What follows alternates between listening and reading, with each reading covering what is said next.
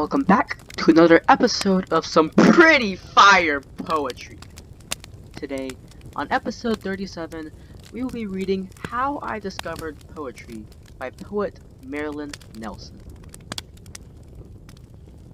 It was like soul-kissing, the way the words filled my mouth as Mrs. Robbins read from her desk.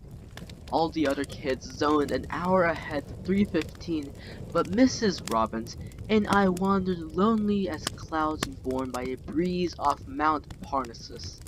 She must have seen the darkest eyes in the room brim. The next day she gave me a poem she'd chosen especially for me to read to the all except for me white class. She smiled when she told me to read it, smiled harder, said, "Oh yes, I could." She smiled harder and harder until I stood and opened my mouth to banjo play in darkies, pick ananees, thises and thats. When I finished, my classmates stared at the floor.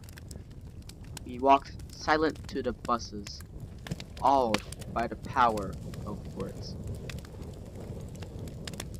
So that is the poem How I Discovered Poetry by Marilyn Nelson. So thank you for tuning in, and remember to have a good day and stay smoky.